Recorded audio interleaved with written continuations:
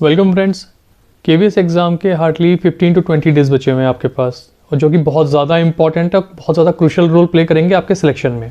ठीक है, अब इस टाइम मेरी कोशिश ये रहेगी कि मैं ज़्यादा से ज़्यादा फीडबैक और ज़्यादा से ज़्यादा टीचर्स का जिन्होंने इस एलडीसी एग्ज़ाम को दिया है, मैं आपके पास उनके पॉइंट्स, उनका रियल एक्सपीरियंस क्या था, उनके क्या सजेशंस हैं इस एग्ज़ाम के लिए, वो मैं आपके पास लेके आ पाऊँ। इसी के लिए मैंने अब एक इनिशिएटिव स्टार्ट किया है, जिसके अंदर मैं जिन टीचर्स ने ये एग्ज़ाम दिए हैं एलडीसी के, मैं उनके सजेशंस, उनके रिव्यू और उनके क्या फीडबैक है इस एग्ज़ाम के रिगार्डिंग, वो मैं आपके पास लेके आऊँगा। और सब्जेक्ट वाइज मैं इन चीज़ों को एक एक करके कवर करूँगा आपके पास। देखिए, हर बार की तरह हर वीडियो में मैंने अपनी एक ही चीज़ पे इंपॉर्टेंस दी है, और वही चीज़ वहाँ पे एग्जाम में भी हुई है। ठीक है, एनसीईआरटी की जो बुक है ना, उसको बाइबल ऑफ द स्टूडेंट बोला जाता है। और आप उस बुक को बस ये समझ लीजिए कि आपको जब वहाँ पेपर देंगे तो आपको मैक्सिमम क्वेश्चन देखने को मिलेंगे वो एनसीईआरटी से रिलेट हो रहे होंगे। ठीक है, तो इसी चीज़ पे ज़्यादा फोकस कीजिएगा एनसीईआरटी पे। बाकी जो आगे टीचर्स आने वाले हैं वो आपको पूरी चीज़ें और प्लस अपना फीडबैक प्लस अपना सजेशंस आपको देंगे। तो आज इस चीज़ में जो सबसे फर्स्ट हमारा सब्जेक्ट होगा वो होगा पीजीटी बायोलॉजी के लिए। तो पीजीटी बायोलॉजी की जो टीचर हैं वही आपको बताएंगे। उसके बाद हमारी कोशिश रहेगी नेक्स्ट वीडियो जल्द से जल्द टीजीटी साइंस के लिए आए, ताकि उसके पता चले। और प्लस हमारी कोशिश रहेगी ज़्यादा से ज़्यादा जो अदर सब्जेक्ट्स हैं, बाकी इसके अलावा जो सब्जेक्ट्स हैं उनकी वीडियो और प्लस उनके जो क्या टीचर्स के वहाँ पे एक्सपीरियंस रहा वो सब कुछ आपको मिले। ठीक है, तो अब इसके लिए आप प्लीज़ आज से स्टार्ट करते हैं हम इन चीज़ों को, और अपनी तैयारी पे ज़्यादा फोकस कीजिए। हेलो एवरीवन, मैं ऋतु त्यागी और आज हम बात करेंगे एलडीसी एग्ज़ाम के बारे में, जो केंद्रीय विद्यालय संगठन ने अभी कंडक्ट कराया है। और पीजीटी बायोलॉजी में मेरा जो एक्सपीरियंस रहा है, ज़्यादातर जो क्वेश्चंस थे वो एनसीईआरटी बेस्ड थे। ठीक है, अगर 100% में से मतलब देखा जाए तो 80% एनसीईआरटी बेस्ड क्वेश्चन थे। अब एनसीईआरटी बेस्ड क्वेश्चन तो थे, लेकिन उनका जो कुछ डिफ़िकल्टी लेवल था वो कुछ क्वेश्चंस का हायर लेवल था, जैसे ग्रेजुएशन लेवल या फिर कुछ का तो मास्टर लेवल का भी था। अब 180 क्वेश्चन याद रखना वो पॉसिबल तो नहीं है, लेकिन कुछ क्वेश्चंस ऐसे हैं जो मुझे याद रहे तो वो मैंने लिख लिए हैं। तो हो सकता है आपको उससे कुछ एक हिंट मिल जाए और आपकी तैयारी में वो हेल्पफुल रहे। तो शुरू करते हैं। जैसे एक क्वेश्चन आया था, वो फोटोसिंथेसिस टॉपिक से था कि ये रिएक्शन जो है, इसका जो डार्क फेस है वो कहाँ पर होता है, जो डार्क रिएक्शन है वो कहाँ पर होती है। फिर ऐसे ही एक क्वेश्चन था, जैसे लैमिनेरिया एंड मैनिटोल ये किसका स्टोर्ड फूड मटेरियल है। ठीक है, एल्गी में से पूछा गया था। फिर ऐसे ही जो होल्ड फास्ट है वो किस में मिलता है, किस क्लास में मिलता है एल्गी के, रोडोफाइसी में मिलता है या फिर क्लोरोफाइसी में मिलता है। फिर सेम ऐसी लाइकेन के ऊपर भी एक क्वेश्चन था कि ये कौन सा रिलेशनशिप है, म्यूचुअल है या फिर पैरासाइटिक है, कौन सा है। फिर एक क्लासिफिकेशन के ऊपर क्वेश्चन था, वहाँ सीक्वेंस दी हुई थी, वो सीक्वेंस में जो करेक्ट ऑर्डर था वो हमें चूज़ करना था। मतलब 3 तो रॉन्ग ही था, कहीं पर मतलब स्पीसीज को पहले दिया था, वहाँ पर ऑर्डर को बाद में लिख दिया था। तो ये फिर 2 किंगडम क्लासिफिकेशन किसने दिया है, एंड जो क्रॉस बेस्ड क्वेश्चन थे, मैंडल्स के जो लॉ हैं वो डायरेक्ट नहीं पूछे गए थे, वो इनडायरेक्ट पूछे गए थे। जैसे एक टेस्ट कोर्स के ऊपर क्वेश्चन था। ओके, और फिर ऐसे ही कुछ रिजल्ट दे दिया था कि ये रेशियो आ रहा है, तो अब आप बताइए कि इनका जो पेरेंट्स हैं उनका जीनोटाइप क्या रहा होगा। तो ये क्वेश्चन बना था, थोड़ा सा ये इनडायरेक्ट था। फिर ऐसे ही जो क्रोमोसोमल डिसऑर्डर्स हैं, जैसे डाउन सिंड्रोम वगैरह है, उन पर क्वेश्चन बना था। एंड मोनोकोट, तो मोनोकोट में से ये 4 ऑप्शन है, इसमें से कौन सा कैरेक्टर है जो मोनोकोट में नहीं मिलता है। फिर ऐसे ही जो स्टिल्ट रूट है वो किस में मिलती हैं। एंड टैक्सोनॉमी से कुछ क्वेश्चन थे, जैसे सिन कार्पस कंडीशन, उसका क्या मतलब है। Okay, and spring would and autumn would, इससे भी कुछ क्वेश्चन बने थे। फिर एनिमल किंगडम में सिलेंट्रेटा के कैरेक्टरिस्टिक पूछे गए थे। वही था सेम कि 4 में से कौन से वाला है जो इनकरेक्ट है, या फिर 4 में से कौन सा करेक्ट है। इस टाइप से क्वेश्चन पूछा गया था। क्वेश्चन था जिसमें बोला गया था, एक्सेप्शन पूछा गया था कि अब 4 ऑप्शन है, उसमें से विदाउट एनी एक्सेप्शन कौन सा करेक्ट है, क्योंकि हर जगह कुछ ना कुछ एक्सेप्शन मिलते हैं। जैसे हम कहें रेप्टाइल्स, तो रेप्टाइल्स में भी क्रोकोडाइल है जिसके पास 4 चैम्बर्ड हार्ट है, तो एक्सेप्शन है।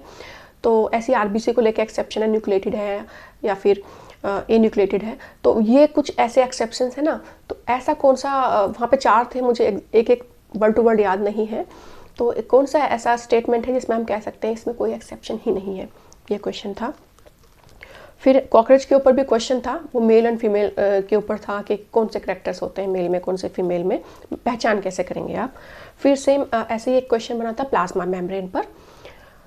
प्लाज्मा मेम्ब्रेन पर उसका कंपोजिशन पर क्वेश्चन था, ठीक है, कि क्या क्या चीज़ें हैं, शुगर है या ओलिगोसैकेराइड है, प्रोटीन कौन सी है, ये कुछ क्वेश्चन बने थे।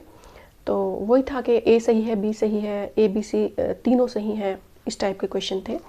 फिर इंसुलिन के ऊपर क्वेश्चन था कि प्रोटीन कौन सी है, ओके। फिर मतलब प्राइमरी है, सेकेंडरी है। फिर ऐसे ही सेल डिवीज़न के ऊपर भी क्वेश्चन बना था। सेल डिवीज़न पर मियोसिस से क्वेश्चन था, उसमें भी सीक्वेंस थी कि एक सीक्वेंस से बी है, सी है, टी है, उनको ऑर्डर वाइज करना था कि कब सेल डिवीज़न आएगा, कब एक्सचेंज होगा, कब डिप्लोटीन आएगी, ये सब था। फिर क्वेश्चन बना था हाइपोथैलेमस के ऊपर। अब ये क्वेश्चन में क्या था, 3-4 जो स्टेटमेंट, हमने 4 स्टेटमेंट थे और वो अलग अलग टॉपिक से लिए गए थे। जैसे एक हाइपोथैलेमस से ले लिया है, एक एंडोक्राइन ग्लैंड से ले लिया है कि उसका सिक्रेशन ये है। तो इस तरह से अलग अलग 4 टॉपिक कवर कर लिए थे। उसमें पूछा गया था फिर इसमें से कौन सा सही है। तो कहने को तो क्वेश्चन एक था, बट उसमें अगर आपको चारों ही जो स्टेटमेंट थे उनमें चारों की ही नॉलेज है तभी आप उसको अटैम्प्ट कर सकते थे। फिर ईसीजी के ऊपर क्वेश्चन था। फिर इलेक्ट्रॉन ट्रांसपोर्ट सिस्टम के ऊपर भी क्वेश्चन बना था, उसका ऑर्डर पूछ लिया गया था, कौन सा पहले आता है, कौन सा बाद में आता है। फिर एंथर के ऊपर क्वेश्चन था कि बाइलोब्ड है और डाइथिकस है, टेट्राथिकस है, ये कुछ क्वेश्चन थे। फिर अब जो इम्प्लांटेशन है तो वो अगर 8 सेल स्टेज में है तो कहाँ करा जाएगा, यूट्रस में, या ऐसा कुछ क्वेश्चन भी बना था। फिर प्लस बायोडाइवर्सिटी, तो biodiversity and wild life sanctuaries, तो उसमें क्या डिफरेंस होते हैं, ऐसे भी क्वेश्चन बने थे वहाँ पर। फिर पीसीआर का तो ऑर्डर पूछा गया था कि फर्स्ट क्या है, सेकंड क्या है, थर्ड क्या है, फर्स्ट लेवल पे क्या होता है, सेकंड पर क्या होता है, थर्ड पर क्या होता है। स्केलेटन मसल्स पर भी क्वेश्चंस थे। तो ये तो वो टॉपिक है, मुझे लगता है आप में से सभी जो तैयारी कर रहे हैं इनको कर ही लेंगे। अब जो मुझे लगता है मुझे बतानी चाहिए आपको बात, या फिर जो मेरे एक्सपीरियंस जो आपके काम आने वाला है, वो क्या है कि पहली चीज़ तो ये, आपको एनसीईआरटी बुक को ऐसे पढ़ना है, अगर सिंपल वर्ड में बात करूं तो आपको ये मालूम हो कि इस पेपर पे क्या था, इस पेपर पे क्या है, क्या क्या चीज़ है, वो एक रफ जो एक स्केच होता है ना, वो आपके माइंड में होना चाहिए। क्योंकि आप ये मान के चलिए कि जो आपका क्वेश्चन पेपर है 180 मार्क्स, उसमें से 100 मार्क्स हैं वो आपके 2 बुक से आने वाले हैं। एनसीईआरटी की जो दोनों बुक हैं 11th और 12th की, सिर्फ उसमें से आने वाले हैं, है ना। तो अब वो 100 मार्क्स में से आप जितना ज़्यादा गेन कर लेंगे, ओवरऑल आपका फ़ायदा होने वाला है। क्योंकि आपकी जो मेरिट बनेगी वो सभी का टोटल करके बनेगी, मतलब आपका जो रिमेनिंग जो 80 मार्क्स है उनको भी प्लस इसको भी। ऐसा नहीं है कि आपको हर सेक्शन में पास होना ज़रूरी है, आपको ओवरऑल पास होना ज़रूरी है। तो जितना आप अपने सब्जेक्ट पे कमांड कर लेंगे, और ये अब बाकी सब्जेक्ट की कोई बाउंड्री नहीं है, बाउंड्री नहीं है मतलब अगर करंट की बात करें तो करंट की भी कोई लिमिट नहीं है, कहाँ से आएगा, ठीक है। कहने को आपके सिर्फ 10 नंबर आने वाले हैं, पर वो 10 नंबर के लिए आपको भी, आप क्योंकि तैयारी में हैं, आपको समझ में आ रहा होगा कि आप कितना उसके लिए टाइम निकाल रहे होंगे। डेली आप न्यूज़पेपर पढ़ रहे हैं या डेली आप वीडियोस देख रहे हैं, तो काफ़ी टाइम लगता है। सीडीपी की अगर बात की जाए तो सीडीपी में भी जो 4 सेक्शन डिवाइड किए गए हैं, तो पर्टिकुलरली जो सिलेबस है उसी से ही क्वेश्चन आने हैं।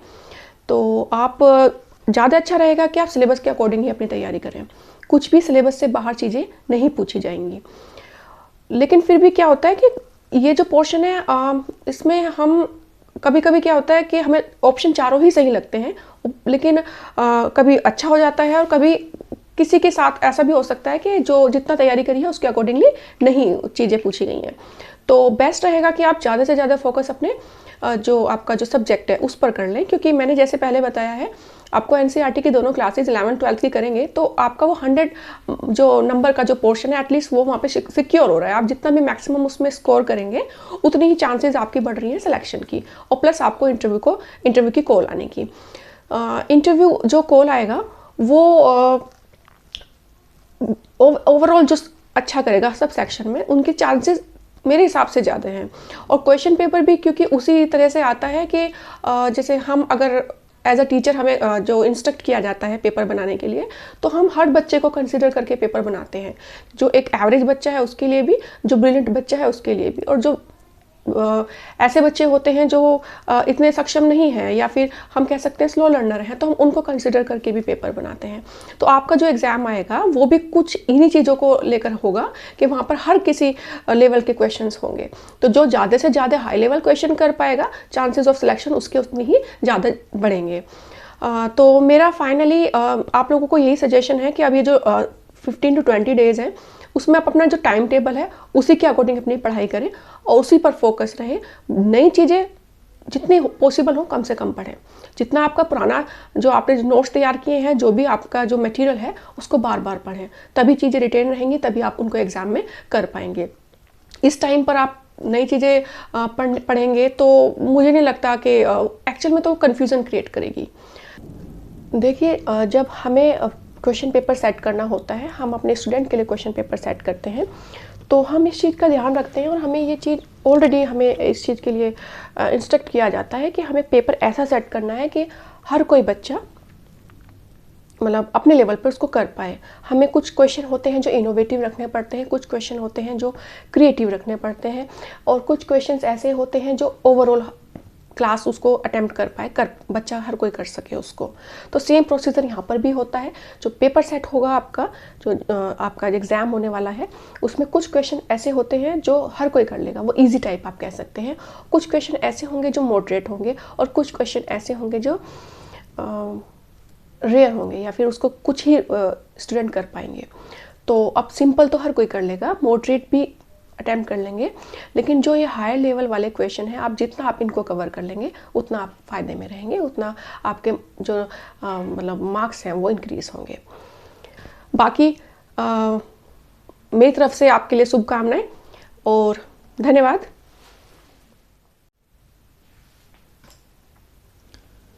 तो फ्रेंड्स, आपको जो अभी इन्फॉर्मेशन मिली है आई होप वो आपके काम आई होगी।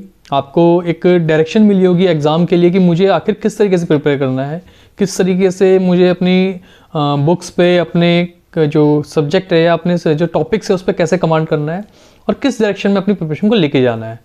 इस तरीके की अदर सब्जेक्ट्स के लिए भी वीडियो आ रही हैं। नेक्स्ट हम कोशिश कर रहे हैं अदर सब्जेक्ट्स की वीडियो लाने की। और सबसे इम्पॉर्टेंट पार्ट ये है कि आप अगर आप हमारे चैनल को सब्सक्राइब करते हैं तो इससे एक इम्पॉर्टेंट ये होगा कि आपको जब भी हम वीडियो अपलोड करेंगे आपको एकदम से पता चलेगा, क्योंकि टाइम बहुत इंपॉर्टेंट है इस टाइम। जैसे बोलते हैं टाइम इज़ मनी, तो इस टाइम आपके लिए टाइम इज़ द मनी ही है वो। अगर टाइम ज़्यादा बढ़ता जाएगा और आप बाद में वीडियो देखेंगे तो इतना यूज़फुल ना हो पाए जितना आज की डेट में आपको इसके थ्रू पता चल पाएगा। तो इसलिए प्लीज़ बने रहिए हमारे साथ और लाइक कीजिए, सब्सक्राइब कीजिए हमारी वीडियो को। और नेक्स्ट जो सब्जेक्ट होगा TGT साइंस की सब्जेक्ट होगा, जो कि हम कोशिश करके आज शाम तक अपलोड कर देंगे। ठीक है, बाकी वीडियोस आपको विद इन शॉर्ट टाइम में आपको प्रोवाइड की जाएंगी। जो okay, thank you and bye bye. और अपनी स्टडी पे फोकस कीजिए प्लीज़।